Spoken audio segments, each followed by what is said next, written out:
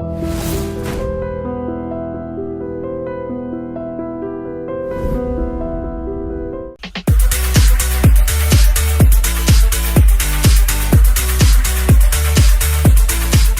everyone, I'm Hemant Kumar and you're watching Talking Movies with iDream. Our guest today is Mr. Pete Draper. He's one of the founders of Makuta VFX and he's also the VFX supervisor at this company. In the past 6 years, he's worked on films like Magadira, Iga, Bahubali to name a few, and countless other Telugu and few other international projects as well. So let's see what he has to say about his work and career in general. Pete, thank you so much for joining us today. So first of all, congratulations. You've been a big part of Bahubali's VFX and everybody has been talking about it. So how does it feel? The response has been absolutely great. I mean, unfortunately, I didn't manage to catch it over here. Because of my visa expired, I had to travel back to the UK, but I managed to catch it the day before opening at the theatre in Leicester. One theatre called the Piccadilly in Leicester, and they had a house full there, which the guy who ran the place was saying that they never have housefulls for Telugu features there, unfortunately, but this one was an exception. So if that was houseful, I can be only amazed what happened here. So the response has been, absolutely astounding. We've had so many people come to us and congratulating us and saying the waterfall's been great and the city's been great and so on. So response has been pretty good. So I'm hoping to see what the response is going to be on the second one now. You were one of the biggest vendors for this film. Like you worked on almost 50% of the around 50 plus, about 60 plus maybe. So the exact number I think was around about 1,500 shots plus we worked on. 1,500 plus shots. Yeah. So what was the breakdown like? Like what are the big segments that you worked on? We were principally responsible for two main areas. One is the Mahishmati itself, in and around, and the other elements were, I'll break that down. One was the city overviews, the city fly-throughs and so on, plus the set extension work for when we were in the city centre. So all the temples and all the exterior shots. So we had a large physical set that obviously was constructed at RFC and designed and built by Sabu. Brilliant job in that. We liaised with him so that our set extension work and their design and our design collaborated and joined together. So that all flowed through neatly. Then there was, the wide city element, so following the same design, going into that liaised with the director and also with Sabu as well. There was also the interior works, so the King's Court, what we lovingly call it, where Sivagami meets the traitors and we introduce the two babies at the same time. That sequence was also constructed by us. We worked with the production. They passed us the original production designs for those. We elaborated on that. Some of it had to be redesigned because of we did one version. The director went, looks a little bit small, so we increased it about 3 times at the end of the day. So this original size that we had that we shot on set originally was just going to be double. So no. Then it went once or twice extra, just get the massive kind of grand scale to it. So we extrapolated a lot from the design work which was passed to us and built on that and enhanced it and so on and so on. Same deal with the city, obviously, as well, working closely with production designers that not necessarily within Makuta itself, within production and also third-party studios. We all kind of collaborated very neatly with it. But also the main principal one, even though the city itself was a large element of the story, a large element of the work that was produced, just sheer number of shots, was the waterfall and surrounding environments. That principally was the most technically challenging. We've done set extension work, so many times in the past, so we know it backwards. We have a workflow for it, and it's very neat. We've even invested in laser scanning technology, so therefore it's refining the process even more so. So the accuracy's there, you know, we're down to like 0.2 of a millimeter accuracy. So the tracking's perfect, everything's locked, you know, it's all great. So that we have nailed. Then we have something which is what's called computational fluid dynamics. When you're getting things like the waterfall, you're having to enhance certain areas of live shoots. So those elements around the waterfall, rivers, the streams, splashes, and so on and so on, that was the most technically challenging, purely because of the fact that a lot of shots had to be custom built for that shot. Every single shot was built independently for that one singular shot, either through matte paint or through simulation work. Obviously, the composite is, you know, every single comp that we do is custom built. We have a flow, especially for the set extension work, but for the waterfall and the climbing ones, every single thing is custom driven, purely because of composition. Purely because also of the amount of and the type of assets that need to be incorporated within that particular shot. Like, can you give me an example for that? Sure. Let's take the Tarzan episode, what we call the Tarzan episode, when he's swinging through the foliage. So there's one shot, for example, where he's swinging through, his feet are interacting with the ground, so that these feet are interacting with the water, so they're scooting through. That's live element. But then we have additional CG elements, the entire environment, the foliage, the rays, the light is changing as we're progressing through the shots and so on. So that shot is staged and built for that one particular shot. How this log is sculpted across, what foliage is going on it, where the direction of the light rays are coming through, what the background's like, the fogging, any additional splashes and so on that we need to throw in. So that's custom driven for that one. Then we cut to the next shot where he swings up. That's a background that we've actually repurposed from the previous shot, I think. And then we go for the pole vault shot where he jumps over the branch. That again is staged. Each one of those branches and those ones is actually unique for that shot because of the size and the sculpture of the logs which are going into it and the foliage that's distributed on it. We can't use that one in the previous shot in that one because shape doesn't match. Same deal with a lot of the waterfall shots down the bottom.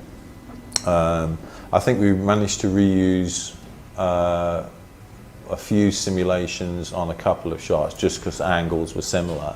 So the shots where Sivagami's she's got the arrow, she's got the baby in the back, she's looking up.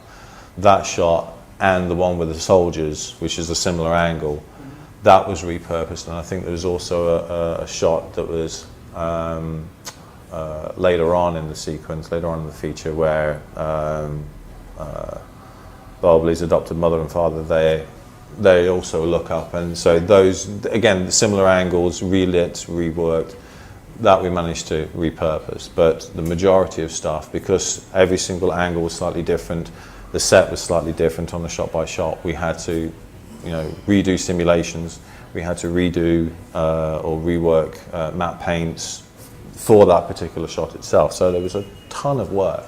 If you imagine a song, how many shots there are in a song, if you imagine every single shot being a new set being built for every single shot, that's how it was. That's how it was. But it worked in the end. It's a lot of work, but it did come out right. So when you say technical challenge, are you referring to the amount of time that you have to invest in creating that, or is it something else there? It's principally down to the complexity.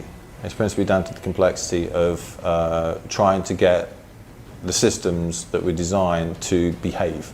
to try and get them to, we need, the waterfall is like 1.5, 2 kilometers high. In one shot, in that one shot that we repurposed, we actually measured the height of the geometry to get that angle, to get that composition. The actual waterfall was 5 kilometers plus for that one particular one. So you don't see a 5 kilometer high waterfall, it doesn't exist. So, you're going above cloud layer, you're going almost like halfway to space almost. So actually having it look right is hard in itself, how to visualize this thing before you even get into simulating it. So as soon as you drop the large amount of water off from a top portion, after X number of meters, it's going to explode, it's going to burst. So therefore you're just going to have mist. the entire thing is just going to be missed, and it aesthetically won't look right.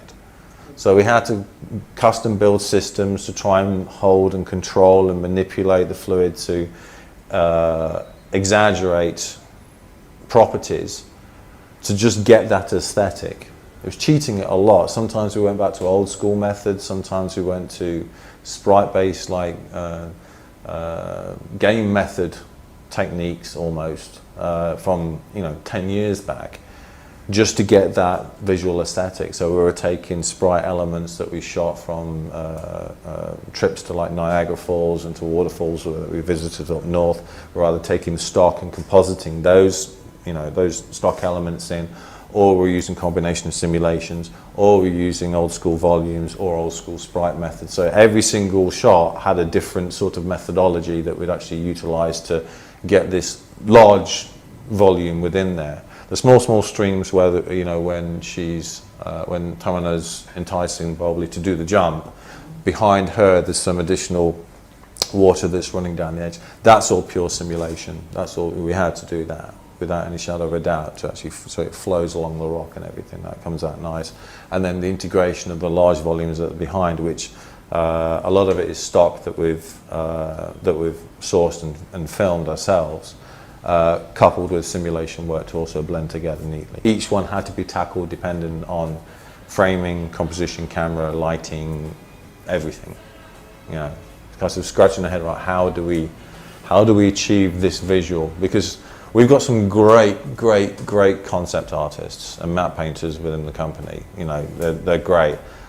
They also, every other department doesn't like them because they create this amazing visual that's really, it's like, wow, that's great. How are we going to do that? Because the director loves it.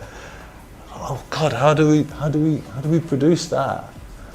So we've been tempted just to say to him, like, tone it down, but then we go, no, actually, no, we're doing it, we're managing it, bring it up. So it's been tough. It's been tough, but and it's down to the collaborative effort between all departments, really. If given a choice, would you see? I understand that VFX is you're working very closely with the director's vision and the team and how they build the set, and then your work comes into play there. But if given a choice, would you just create everything by yourself in the studio, or do you still prefer it to be live action? And then this is the thing. Filmmaking is a collaborative effort. Has to be. I mean, at the end of the day, we are producing a piece of art for a client. Just like art is always, unless you're doing something for yourself and you're in essence paying for it and you're doing it for yourself. Art's always a commission job. This is just another art form. It's still a commission job. So you're always working for a client. Case in point, and that client is the director and the producer. So their brief and their vision of how they want something to do, is integral to our creative process. So sometimes they won't know. They'll have an idea. This is the sort of thing that we're looking for. We're looking to create something, case in point, like a 1.5 kilometer high waterfall. All right, give us options. Let us know how you'd build it, how it would look, and so on. So we'd give lots of concepts. When we were down on the shoot down in Kerala, we had some of our map paint guys and our concept guys down there blasting out concepts. This is, okay, we shoot this angle, this is how it's going to extend up. This is what it's going to look like in the end. Yes, no, don't know. Okay, that angle's not working. So we'd bounce between myself, Srini, our concept guy and the director, to not only frame the shot for composition, but also to see whether or not certain elements were going to work, directly above the hero's head or to the side and so on. So it was, a very, very much a team effort. As going back to the original question, would prefer to just kind of build everything and go, there you go. Ask any artist that'd love to have complete free reign of something, but obviously that's never the case.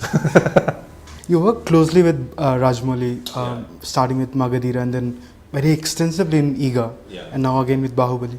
So what are the discussions like when you two catch up for a project? What do we talk about? How many sleepless nights I'm going to get? Pretty much. Nah, it's it's normally okay. I mean, we've worked with him, like I say, for quite a few years now. So I like to think we are on the same page now. And a while back, after finishing this thing, we like to try and anticipate what he's going to go for. And every time he throws me a curveball, every single time. So I think we've got, okay, he's going to love this. We've busted our chops on this. This is going to look great. There you go. And he's like, yeah, can you kind of, damn. So it happens a lot. We try and anticipate it, and we get it right now. We get it right now compared to what it was previously. Especially with this guy. This guy went through so many design changes before we actually settled on that particular style. And I fought him. I fought him so many times on this, and also during Magadura development. There was crowd distribution and object distribution within the stadium we were working on. And as an effects artist, I think the first thing I think of is like, okay, I'm building this one big asset that's got everything in place, so you can literally just shoot it from all these different angles, and the continuity is going to work, and it's all going to gel together. It's going to be great. If you think of the filmmaking process, everything is constantly massaged. It's massaged for composition. So people come up and say, oh, it's a movie mistake that property here moved from here from one shot and back to here on the next shot. Why is that? Yeah, okay, continuity error, maybe so, or maybe they've just gone from a separate angle and they've repositioned it for composition. And that's purely it. It's just purely for composition of the frame. So I'm building sequences, I'm building shots in Magadura and also on these other films, and he's saying, right, shift that there, move that there, move that there. I'm like, why? It's there in the previous shot. It's like, composition's not working. Fill the frame, make it look good. And I fought him for weeks, absolutely weeks on it. And right, fine, okay, fine, I'll do it. And I did it, and he was right. I was wrong. Totally admit that. Because he knew the process. I was concentrating purely on logistics, logical, this, that, and the other, and making sure that the continuity was there. So now when we do it, we think, okay, right, let's frame the shot. Let's make sure that the framing's right. Okay, doesn't need to worry too much about Okay, yes, we need to worry about composition, but not so it's going to kill us. As long as that large piece of detail is not intersecting with the heroine's head, so you're not got a massive little branch going, looks like it's jamming out the top of her brain or something. So we framed things neatly for her. If we can't shift her, then we'll shift the prop, just like you would doing actually physically on set. If a prop's not working in that position, it gets moved, just as much as we do the same thing here. So every single one will get staged throughout the creative process to make sure that it is going right, and it's from working with him. We've learned from working closely with him that this is the sort of thing he looks for, and we've also taken that, and when we work with other clients as well, it's a learning experience. It's a creative industry, so you're constantly developing.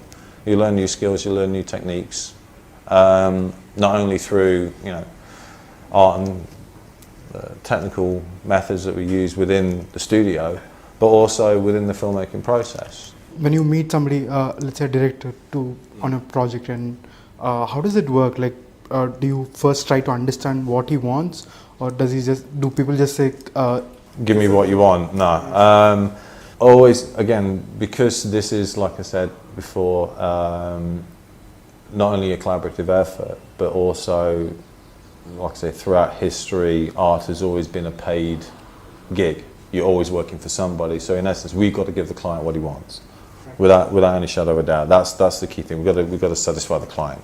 The client is, like I say, 9 times out of 10, it's the director and the producer. That other 10% is obviously the audience. We work to that director's vision. We work to that, or that producer's vision, depending on who's got the creative control.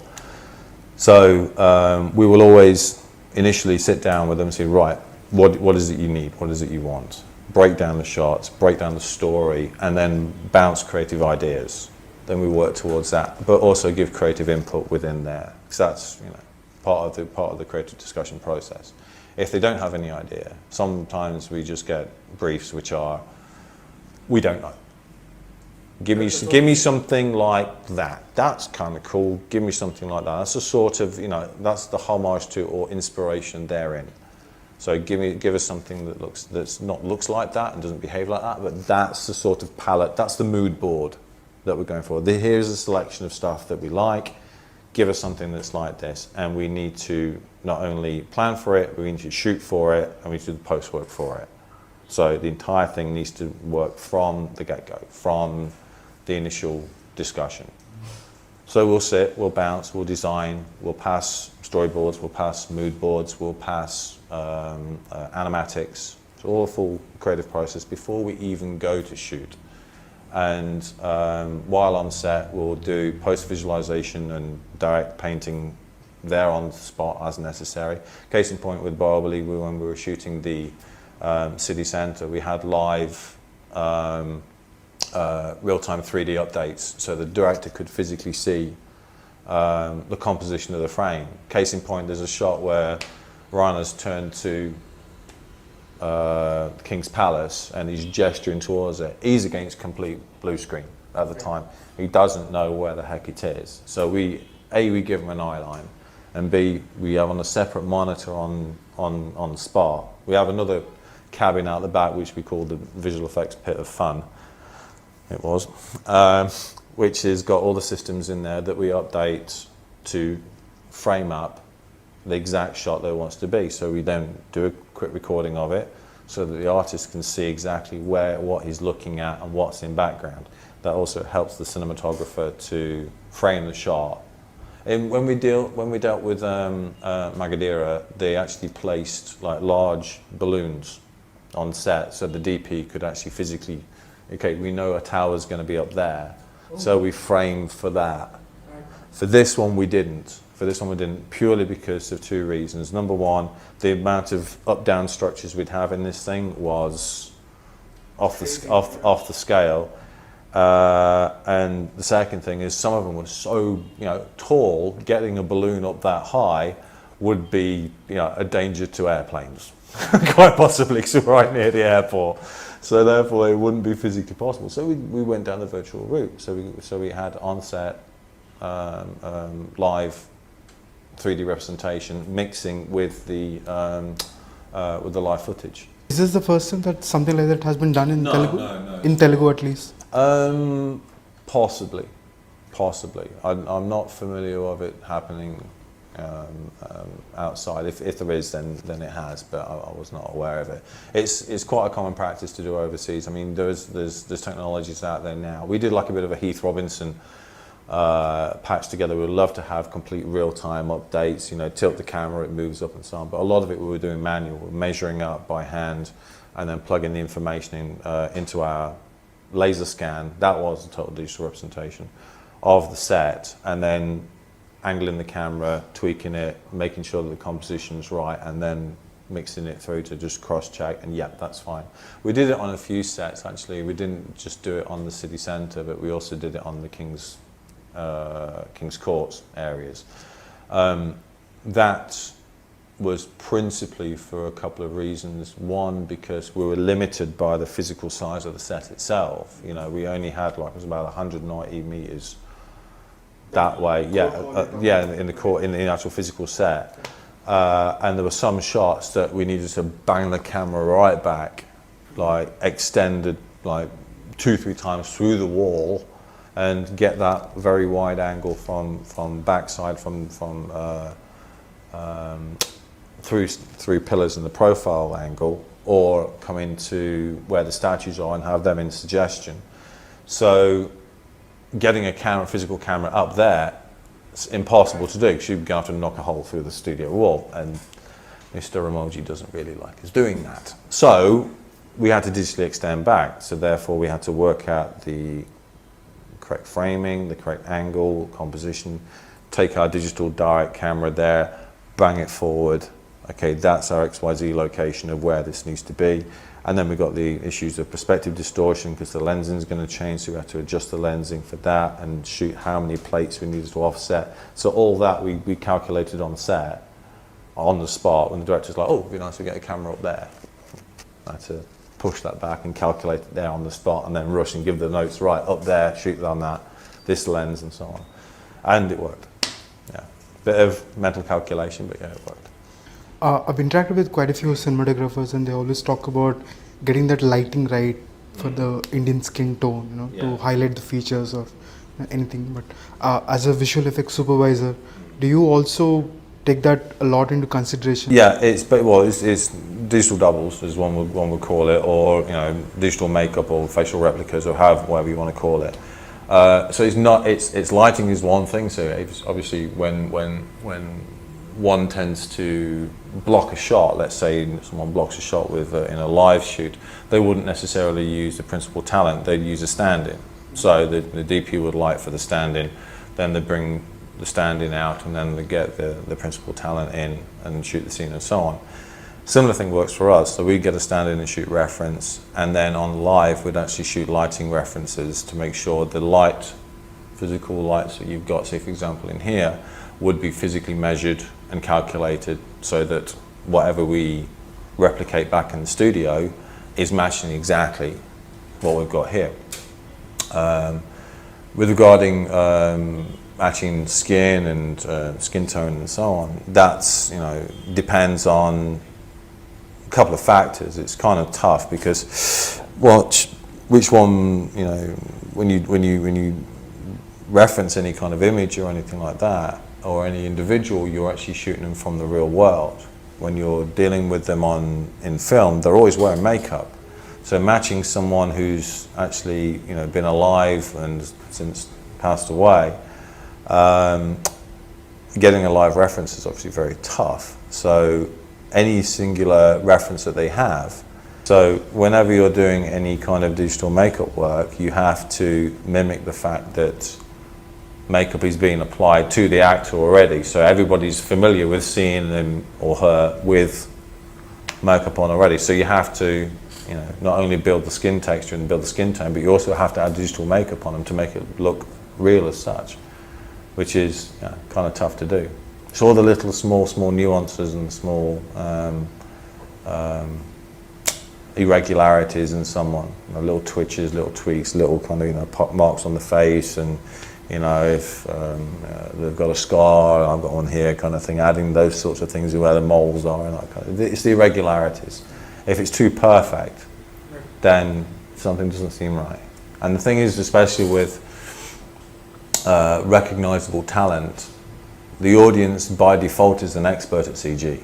It's the same deal with like working with fluid work. It's like the waterfall stuff and the fire pits that we did within the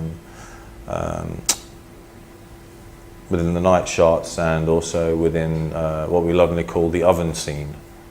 What is that scene?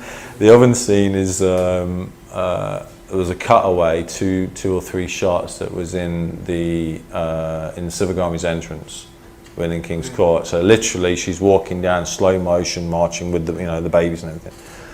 And in the live set, they placed these fire pits and so on. And they placed them so close together because that was nice for that composition of that. And it was a totally green screen shot. Apart from the floor on this fire pits, it was a totally green screen shot.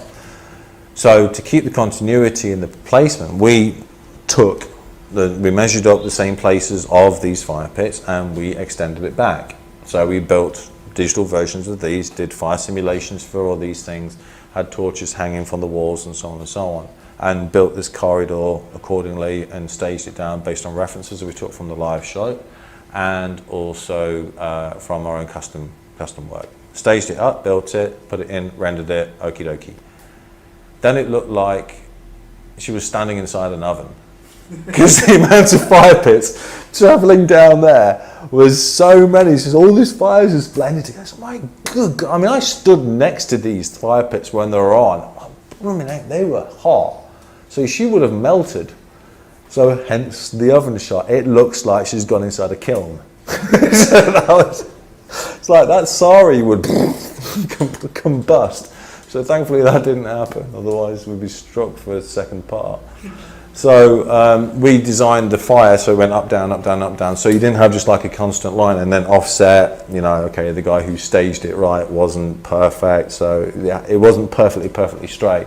We created these irregularities just to kind of break up the shape and what have you. So creating that fire, okay, we have reference of the live, so therefore we know the size, the scale, the speed, you know, the strength, how much fuel is in there. So all that simulation we can do. Simulating things like fire nowadays is a lot easier than what it used to be back in the day. It used to be really, really tough. I was going to ask you that fire versus water, what very difficult? Fluids is more tough. Fluids is more tough. I mean, fire itself technically is a fluid.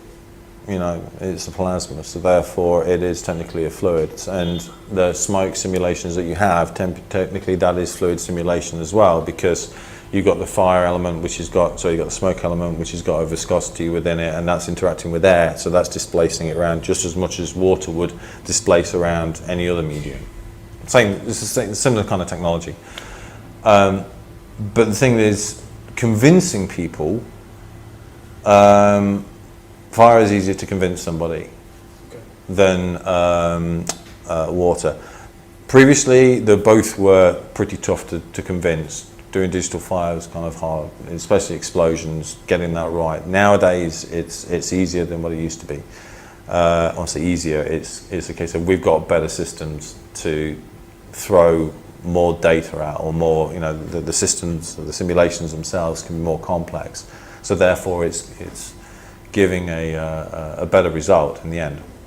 Fluid simulations, again, we can throw more data at it now. You know, the simulations for there's one shot for when Sivagami is drowning in the river. She's been swept away, and you see the water falling back. That entire river was digitally replaced because originally it was alive. We shot it down in Kerala, and the water wasn't fast enough. It didn't look dangerous enough. She was, you know, swimming away and everything, and she had this prop baby with her, and it was risky. You know, we had, you know, lots of crew on standby, ropes, guide ropes, and everything holding her back so she was safe. But the water itself did not aesthetically look meaty enough, so that entire water was replaced. That took days to simulate. Days and days to simulate and days to render to get that fine detail. So you've got a simulation for the underlying water, you've got a simulation for the top water, you've got a simulation for the foam, you've got a simulation for the splashes. All of these need to gel in right. And the problem is, everybody is an expert. Whether you know it or not, every single one who watches any CG fluid work is an expert in computational fluid dynamics. Because everybody knows what it's supposed to look like. And if they don't know it, they don't realize it, but they know when something's wrong. The same deal with looking at a digital face. You're an expert at CG because you know what a face looks like. And you know what fire's supposed to look like. It's how things like miniature work struggles with things that are very, very tough to change the size of. Like if you're shooting, let's say you're shooting a galleon ship on the sea, you know, it's firing its cannons out the side. The galleon itself, you can shoot with, you know, scale factors. You know, it's like a 1/10 scale model or something like that. So all the texture work on the side, the paint work on the side is all 1/10 scale. All the cannons on the side, the little people on the top, the models are 1/10 scale, and it's lit at a power of 10, and it's shot with a 10 scale lens, and it's shot with a 10 scale shutter speed and shutter angle and so on, all this lot. So it's proportionate. But you can't scale fire. You can't scale water down. So that's the reason why miniature work looks weird when you start introducing things like real world elements of things you can't scale, like water and fire and smoke. So immediately the audience goes, something's not right. Something's not right in that shot, because they're used to seeing that scale in proportion to something that's X big. And if something looks off, then the entire shot, something's not right here. And it's the same deal with CG. If something doesn't appear to be exactly right, then the attention goes onto that, and you've lost them. So we struggle, we try, and you know, the amount of revisions that we went through for even like the smallest little trickle of water got so many revisions on it, because either we weren't happy or the director wasn't happy. So we polished and polished and polished to get it right. Some we managed, some we didn't. You know, put hands up to it. We tried our hardest with it, and you know, for the most part, it all worked. There were some which, like, we tried our best with it, and because the structure was so off, it just wasn't coming. So therefore, we cheated in composition. We either sourced stock to replace that element, or we placed like a branch, you know, and framed the shot accordingly, so it looked like it was intentional in the composition, but not, it's actually hiding something. Yeah. But there's some shots that we couldn't simply get away with. You know, there's some shots which were, you know, we knew were going to be tough. We knew they were going to be there, and there was no physical way we could get away with, you know, any 2D techniques to salvage it. There's one shot which we lovingly call the Angel Falls shot, which is the introduction to when Prabhas has finally made it to the top of the waterfall. There's one that kind of goes over the top, camera comes around, you see the wedge, the top ledge is basically revealing the top, so you start across there, you come round, and then you come to here. So that waterfall shot there, the entire thing was digital. It had to be, purely because there was no 2D footage that we could work with that had that, because it got so much perspective change and dynamicism in the shot. There's no way it had to be totally digital. So all the rocks was modelled and matte painted. All the water was fluid sims. The splash layer itself was about 30, 40 different layers of simulations, from the underlying drops to the splashes on the top to the interacting with the rocks, for breaking around the side of the rock itself. So, and that was one of the last few shots that we finalised on. And then Pavan, one of our comp artists, put it all together, and it was created the massive drop down there, and utilised some photography that I'd shot from a plane for the ground elements and whatever kind of thing. So that was one of the few that we definitely had to, you know, work with simulation work on it. Same deal with some shots of the waterfall jump and the Tarzan episodes. Again, no way could anything be filmed in that respect, so therefore it had to be totally 100% digital.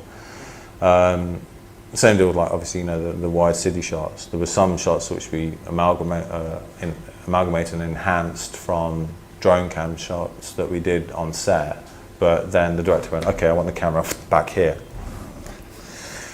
Let's replace the entire shot digitally. So it's like, okay, fair enough. So sometimes things take you for a curve. Sometimes we can, you know, you use the tools that you have available and the experience that you have, and brainstorming the hell out of it with everybody in the studio. So right, this, you know, even if he comes up with something, the client comes up with something totally crazy, why? Not to the point of why, it's how. How can we achieve this? And it's not a case of, no, sorry, we can't do it. It's a case of, this is going to be tough. It's going to look cool. How can we do it? I mean, that Angel Falls one, like I say, we struggled on that for a very, very long time. Very, very long time. Months and months and months and months. Yeah, so many R&D tests, different ways of doing it.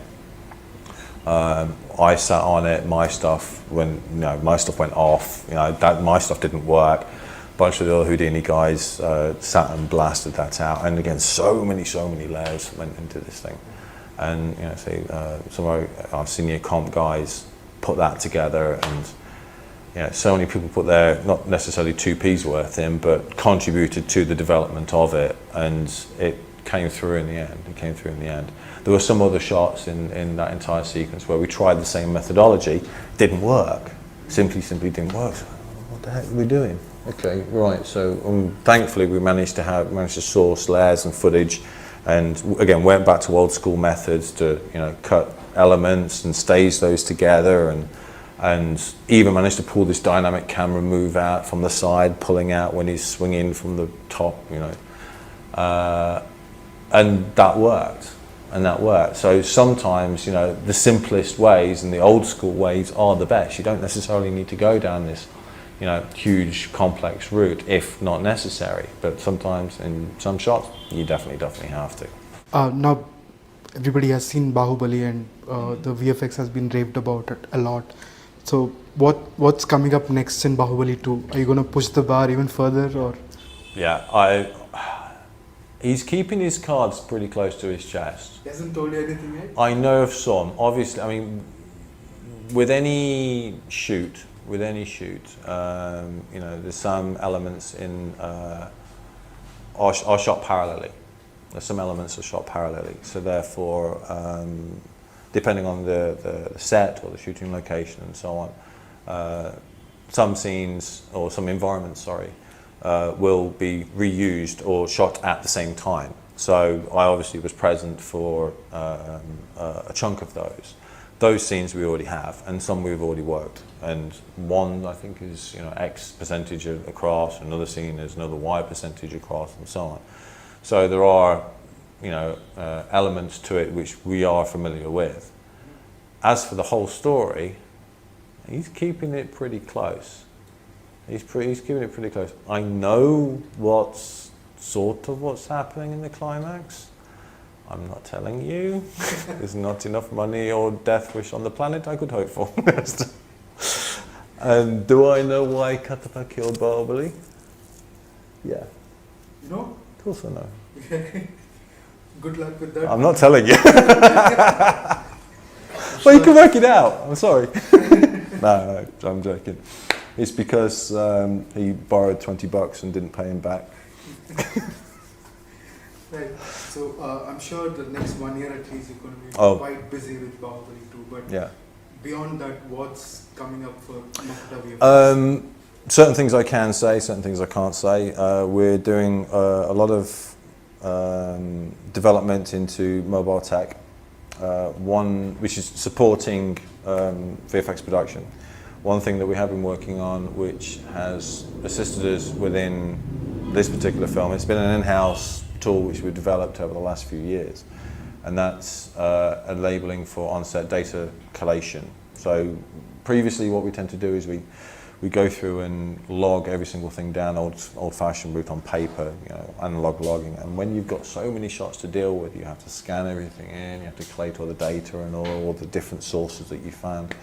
So we've built our own system and our own in-house database and in-house app within mobile devices to collate all that information together. So that we're looking to release in around about a month. So that's something we've been looking to do and working, utilising this production and other productions to dry run it, test it. We've done it live on set. We've okay, yes, this version didn't work. This one works. This bit didn't work, and literally trying to break the thing so that if as or when we did release it to public, we knew it was it was perfect. It was a good job.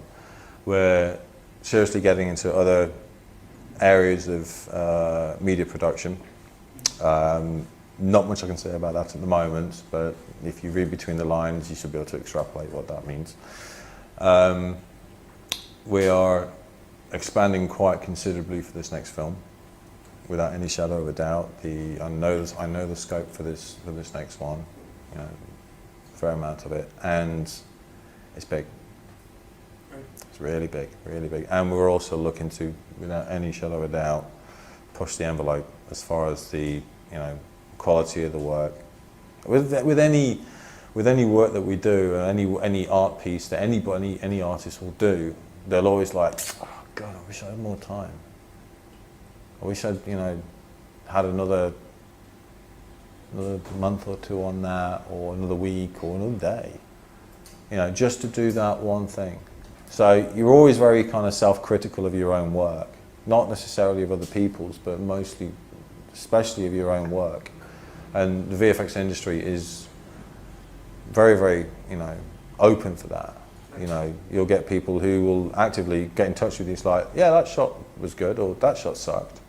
Just as much as you'll say to yourself, I really, really wish I'd had more time on that, or I wish that wish we'd done a little bit more on this thing, kind of thing. So when you see any shot that you've done, you always think that it's either one or the other. It's either that was perfect, or yeah. Or, damn, the colourist screwed it. So they should blame somebody else for it. So I did a good job on that. What the hell happened? Why did he crush the blacks down, or or burn the whites out, or the midtones are off, or it's like, oh my good God. So yeah, we always try and push the envelope, and that's definitely what we're aiming to do for this second one, without any shadow of doubt. It's the few scenes that we already have on the plate that we've already been working on, they are visually, yeah. You've been working in India for the past, 6 years now, yeah. 2009.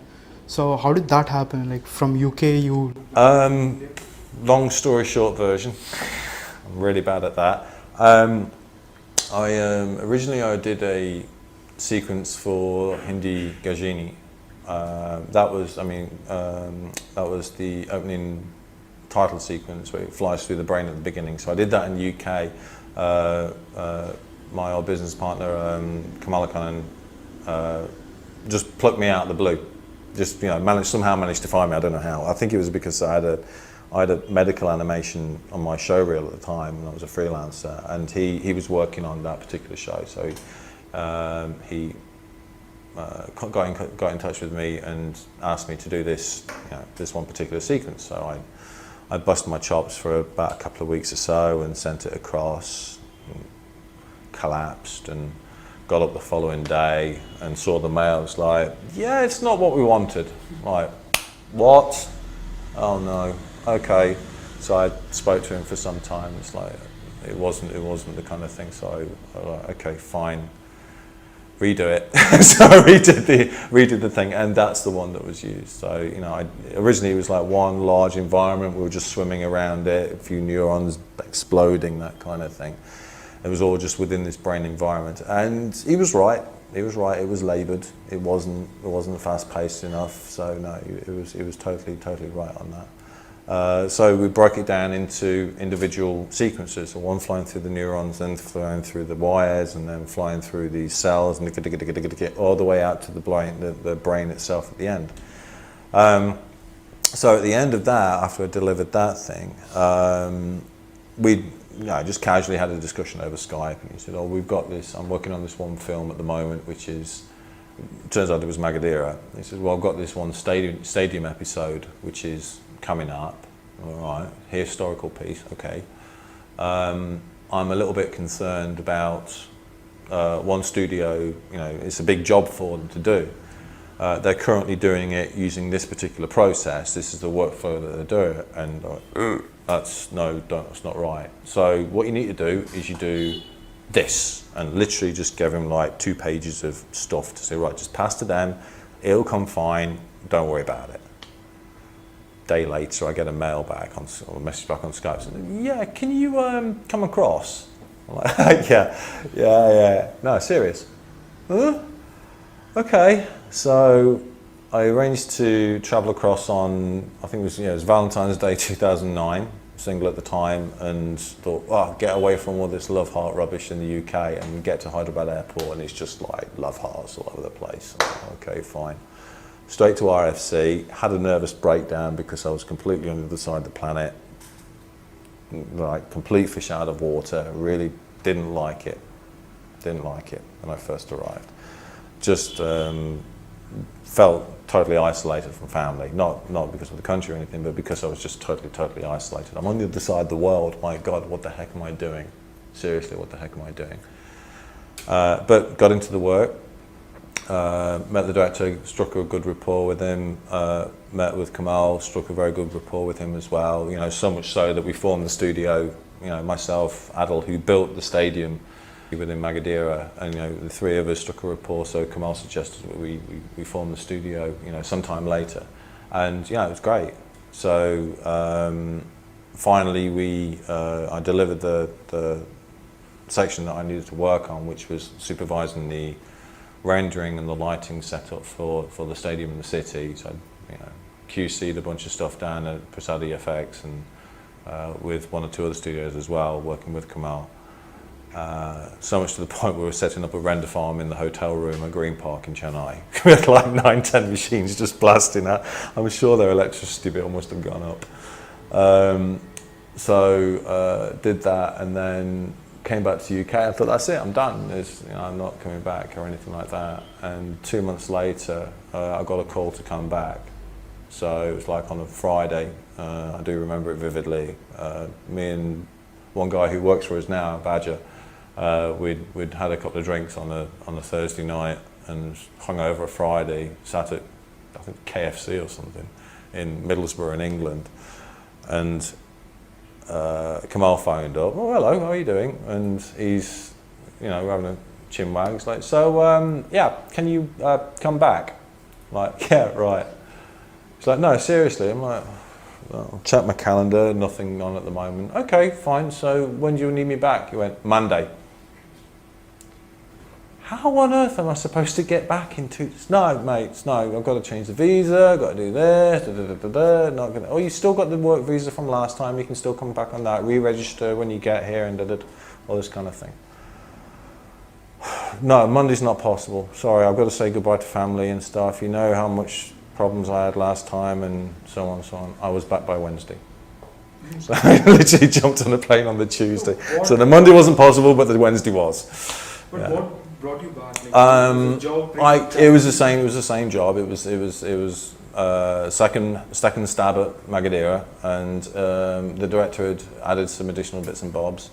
Some shots that was originally not going to have any VFX. He decided to add some additional stuff in. There was some crowd elements that needed to go in. There was some birds, pigeons flocking and flying away, and all this kind of other stuff. There was some cape shots in the Dira song.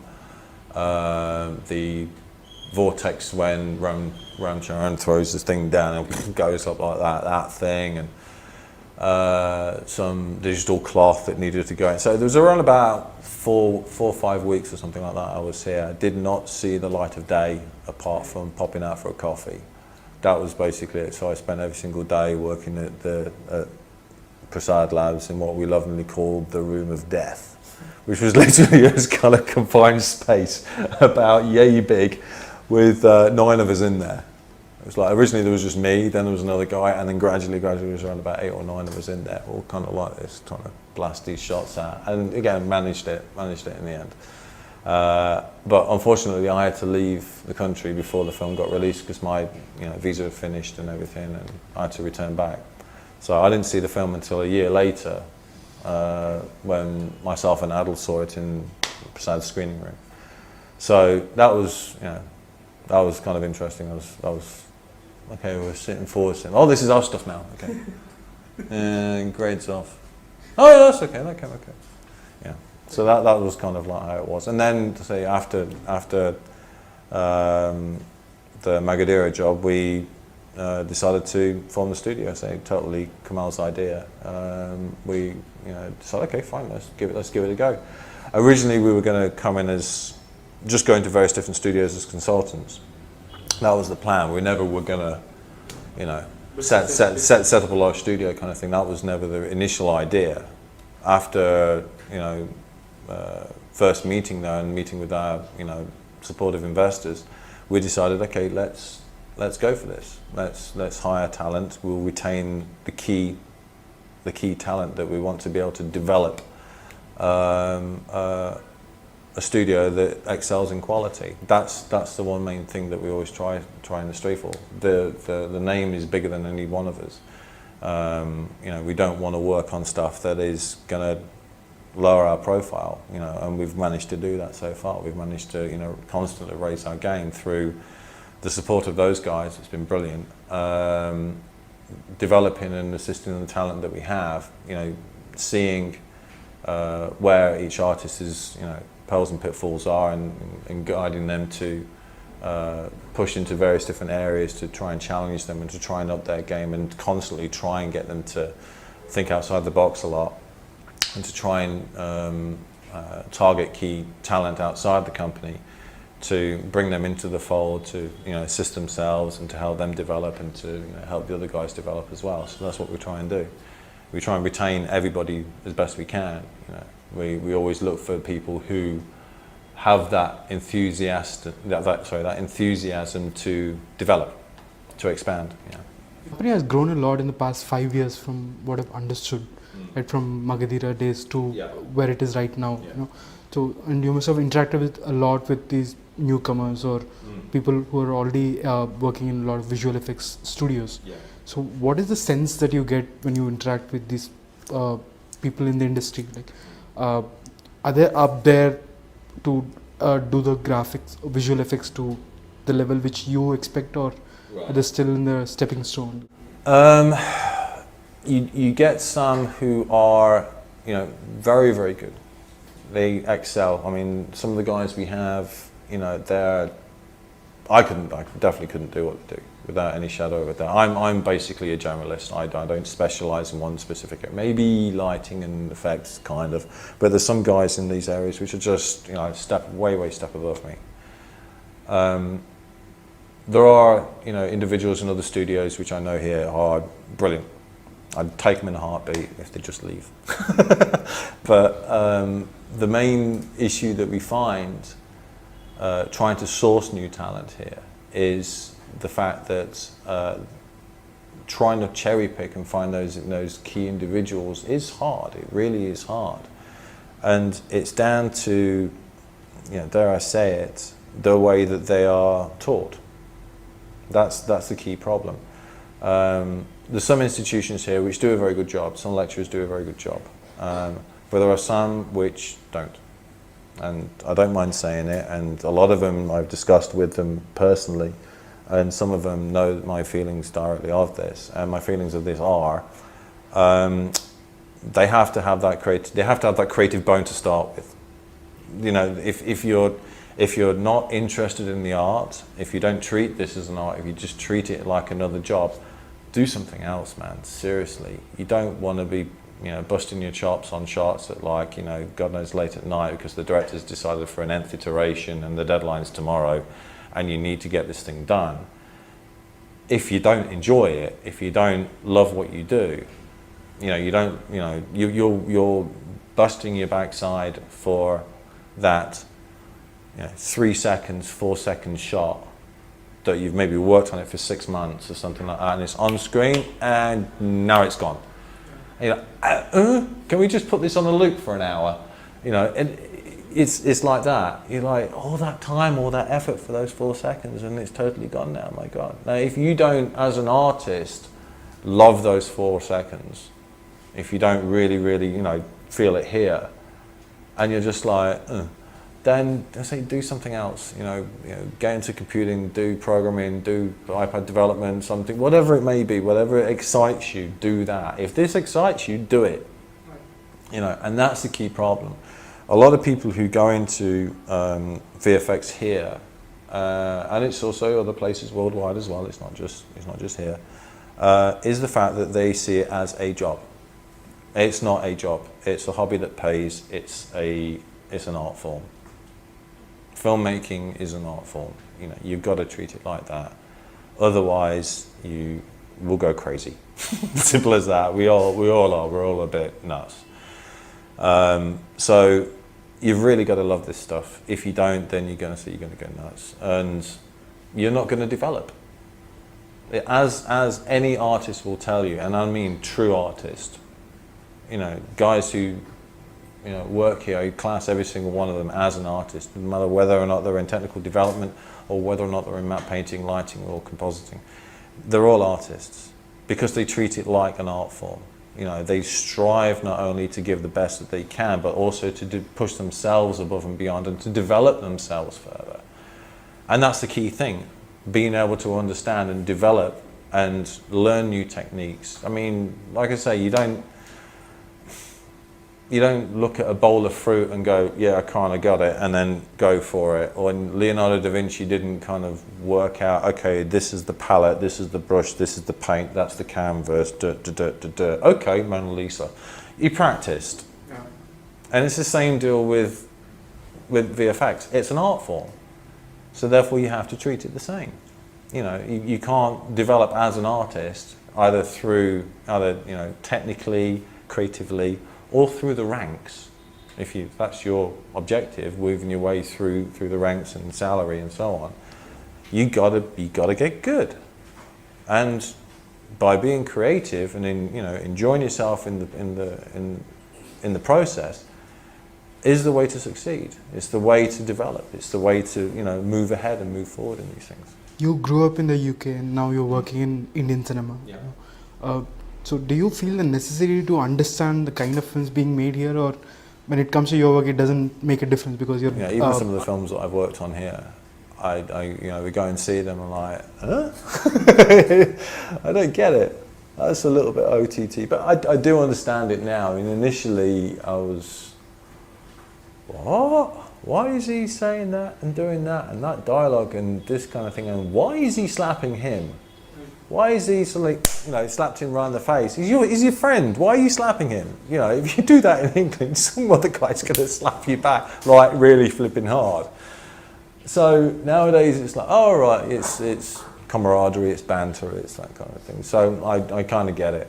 I kind of get it now. But initially I was, whoa. You're just talking about that you really didn't understand the films in the beginning and now you've gotten used to that. But when it comes to your work, how does it work? Because you're breaking down everything into images and programming and all. The process itself is pretty standard for over here compared to, so it's pretty much the same over here as what we would do for someone over in the West nowadays. It's pretty much come into its own now in the last, I think, maybe 3 years or so. Prior to that, there was not many people or not many directors or producers who would understand the effects process. But I mean, even now, still, there are some old school directors and producers and guys who've been around for quite a while, who are familiar with, who are been in the game for quite some time, who are used to, I won't call it the old way of working, I'd call it the, tried and tested, formulaic way of doing it. Shoot the thing, cut for about a couple of months, get the thing out, assembly line sort of stuff. Unfortunately, post-production nowadays doesn't work like that. For the quality and for the aesthetics to be there, time is required. So therefore, the post-production facility needs to have adequate time to do the art. So time and quality needs to be there. So therefore, a lot of people don't tend to see that. So when we meet a new director or meet a new producer, we always advise, schedule the key technically problematic scenes as early as physically possible. So therefore, one studio has as much time as physically possible after the end of the shoot, before the release, so we can actually work on it for as long as we can, based on time, quality, and also the money that's available. So what we always try and do is sit and advise, storyboard, block down, and so there's no wastage. There's no wastage within the shoot, there's no wastage in post either. And it also helps everybody visualize what they're going to get at the end. We'll send storyboards, animatics, advise on set, we'll suggest for framing, supervisors on set will obviously comment and advise with the client, with the director on set itself, and also guide them through the creative process. That's how it's done over here. That's how it's done in overseas as well. It's part of the method, and gradually everybody's starting to filter into that way of thinking, which is good, because it saves time, it saves money, it allows the artist to work on the element, whatever it may be, for as long as physically possible. Within the schedule, within the budget, to the client's satisfaction. Yeah. Alright, Pete, thank you so much for joining us. It was really nice talking to you. Yeah, thanks, mate. I wish you all the best for your career. So that was Pete Draper talking to us about a lot about VFX in Baahubali and several other films. We hope you enjoyed the conversation. We'll see you again soon. Thank you and have a nice day.